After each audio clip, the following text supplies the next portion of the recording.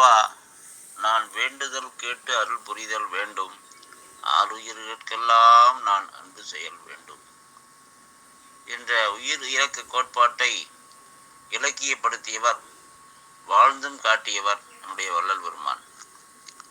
மக்கள் தொண்டின் மூலம் இறை வழிபாட்டையும் ஒளி வழிபாட்டையும் உலகுக்கு உணர்த்தியவர். பொதுமக்களிடம் இருந்து ஒதுங்கி வாழாமல் பசியும் பிணியும் நீங்கிய சமுதாயம் காண மக்களோடு மக்களாக கலந்து வாழ்ந்த மனிதநேய சிந்தனையாளர். வள்ளலார் காட்டும் அன்பு, இரக்கம், கருணை சேர்ந்த வாழ்வு பசியையும் பிணியையும் நீக்கும் ஆற்றல் உடையது.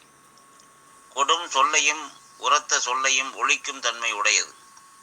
மனிதன் உணவிலும் உடையிலும் அக்கறை உடையவனாக இருந்தால் மனதை கட்டுப்படுத்தும் ஆற்றல் மிக்கவனாகலாம். ஆன்ம விடுதலை கிட்டும். வள்ளலாரின் கொள்கையை போற்றுபவன் தெளிந்த சிந்தனை உடையவன். மக்களிடையே வேறுபாடு பாராட்ட மாட்டான். மக்களிடம் மட்டுமின்றி மாக்களிடமும் அன்பு செலுத்துவான்.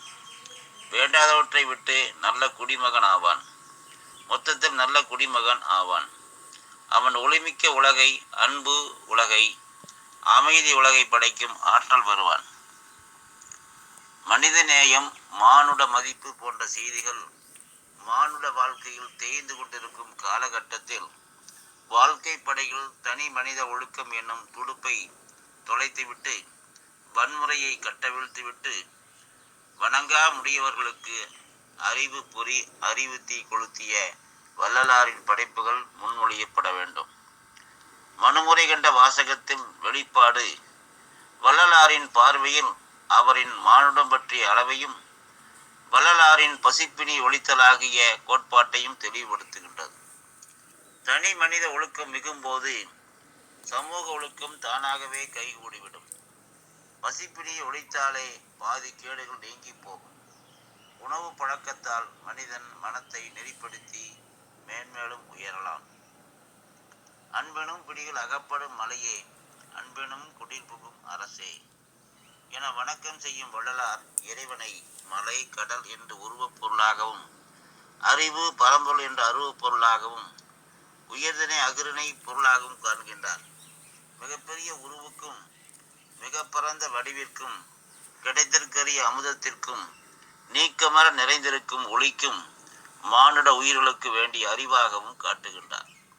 இத்தன்மையால் தான் இறைவனை அன்பினால் அகப்படுத்தலாம். ஏனெனில் அன்பே வடிவானவன் என காட்டுகின்றார். இறைவனை அன்புருவாக கண்டதோடு தானும் அன்புருவாகவே வாழ்ந்தவர் என்பது அவர் நிரூபிய சபைகளால் அறியலாம். வள்ளலாரின் வாழ்வியல் சிந்தனைகளை பிள்ளை சிறு விண்ணப்பம், பிள்ளை பெரு விண்ணப்பம் வழி காண்போம். என்னையும் இரக்கம் தன்னையும் ஒன்றாய் இருக்கவே இசைவித்து இவ்வுலகில் மன்னி வாழ்வுறவே வருவித்த கருணை வள்ளல் நீ என போற்றும் ராமலிங்கர், என் அறிவும் நானும் இவ்வுலக வழக்கிலே உயிர் இரக்கத்தால் நீக்கமர ஒன்றானோம். என் உயிர் வேறு இரக்கம் வேறு என பிரித்தறிய முடியாது. ஏனெனில் நிலைவரும் இரக்கமும் நீங்கில் என் உயிரும் நீங்கும், நின் திருவுளம் அறியும் என தெளிவுபடுத்துகிறார். தன் வாழ்வில் நோக்கத்தை இறைவனுக்கு பெரு விண்ணப்பம் செய்வதன் வழி தெளிவுபடுத்துகின்றார். நீ விளைவிக்க விளைந்தேன், பணத்திலே சிறிதும் ஆசை ஒன்றில்லை, உன் உடம்பு ஒரு சிறிதும் தடித்திட நினைத்திலேன், இழைத்திடவே விளைகின்றேன் என சிறு விண்ணப்பம் செய்யும் வள்ளலாரின் ஆசை மண் உலக அதிலே உயிர் தாம் வருத்தத்தை ஒரு சிறிதெனினும் கண்ணுற பார்த்தும் செவ்வியுற கேட்டும் கனவு நான் சகித்திட மாட்டேன். கருணை உடையவர் எப்படிப்பட்டவர்? தாம் செய்யும் பிழையோடு அடுத்தவர்களை புண்படுத்தாது தீமையிராது இருக்குமாறு பார்த்து கொள்வார்கள். எப்படி அப்பிழையோட மற்றவர் நன்மைக்காகத்தான். பொய்விளை அனந்தம் புகழ்கின்றேன், அதில் ஓர் புல்மனை ஆயினும் பிறருக்கு நைவிளை உளதேல் நவிடிடேன் பிறர்வால் நன்னிய கருணையால் பலவே. என்னை தன்னை ஆராய்ந்து பார்க்கும் வள்ளல் வாடிய பெயரை கண்டபோது வாடியவர் என்றால் மனிதனை பற்றிய பார்வையை கேட்க வேண்டுமோ?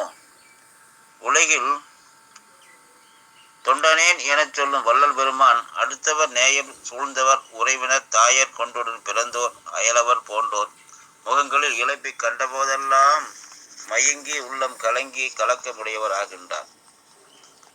பசி பிணி கண்டு அஞ்சி தரைதளத்தியன்ற வாழ்க்கையில் வறுமை சங்கடப்பாவியால் வருந்தி நீடிய பிணியால் வருந்துகின்றோர் என் நேருறக் கண்டு உளம் துடித்தேன் என்று ஏழைகளைக் கண்டு இறங்குகின்றார்.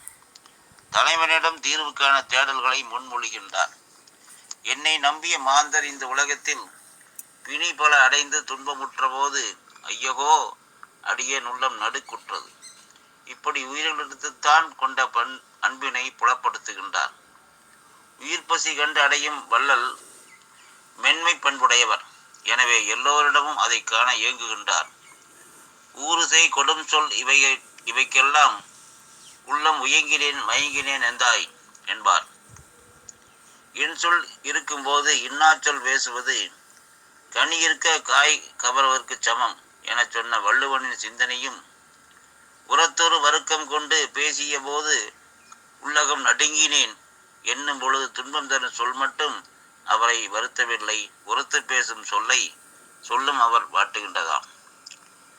வெண்ணிறத்தோன் மேனி போர்த்தி கைகளை கட்டி நடந்த போதும் உடம்பை காட்டி இவ்வுலகத்தார் கொள்ளும் கோலமும் நடையும் வண்ணமும் வெல்லக்கூட பார்த்தது இல்லை.